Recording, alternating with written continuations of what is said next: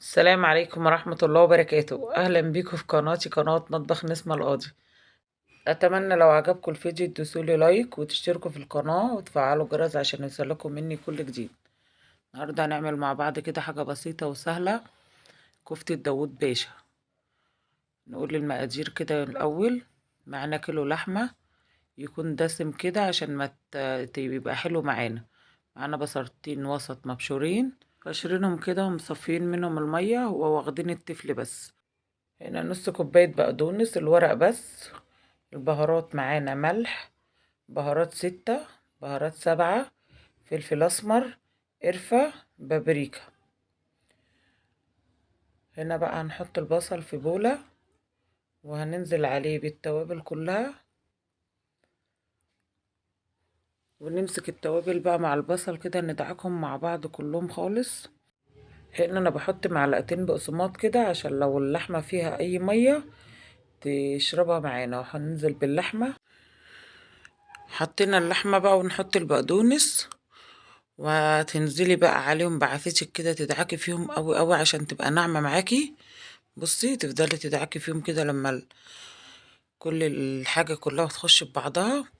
بعد كده رشينا دي على صينية، ونمسك بقى نكور على ايدينا كده، تديني ايدك زيت كده وتكوري بقى، تطري كده تقبصي في اللحمة عشان تبقى كلها ماسكة ببعضها ما تفكش مني. هنا بصوا كورناها اهي.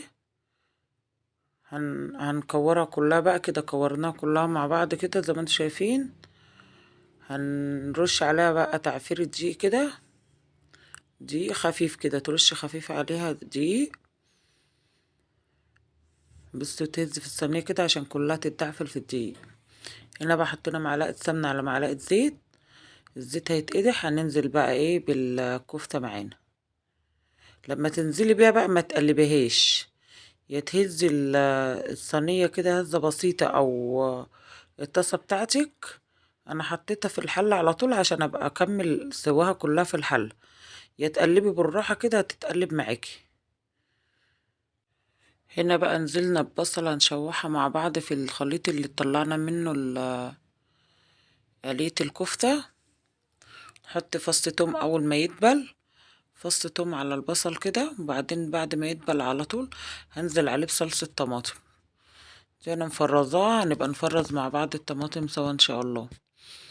هنزودها بقى بعد ما تغلي كده شوربة عندك او مية، تظبطي الملح بتاعك. نحط بقى مجموعة البهارات اللي احنا حطيناها في الكفتة بس اللي منها شوية، وحبة سكر عشان معادلة القوطة. بعد ما تغلي لازم تغلي معاكي، تحطيش الكفتة قبل ما تغلي عشان ما تفكش معاكي. كده انا سويتها وخلاص وغرفتها. انا عملت جنبها حبة رز بشعرية، احنا عملنا مع بعض الرز بالشعرية زي ما متفقين. نحط سمنة وزيت وقبل ما يسخن نحط الشعرية عشان نحمرها براحتها وتبقى لونها فاتح معاكي وحلو. وعملت مكرونة، انا كنت مصورة مقطع المكرونة ده بس اتحذف مني غصب عني. اغرفي بقى بالطريقة اللي تريحك. وهنا حطيت برضو نقصت حبة وحطيت بطاطسية فيها مكعبات كده، تبقى طعم البطاطس برضو جميلة وروعة. هنا بقى كده النهاية، وتغرفي زي ما انت حابة بقى، زي ما حسب ذوقك كده تغرفي بقى زي ما انت عايزة. هنا بوريكم البطاطس بصي، والشعرية، الرز بالشعرية، الشعرية فاتحة فيه ازاي.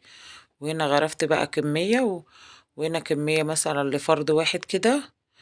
وهنا الكفتة لوحدها، وتغرفي بقى حسب ما انت عايزة تغرفي ازاي، ده حاجة ترجعلك برضو. وعملنا عصير برتقال بالجزر.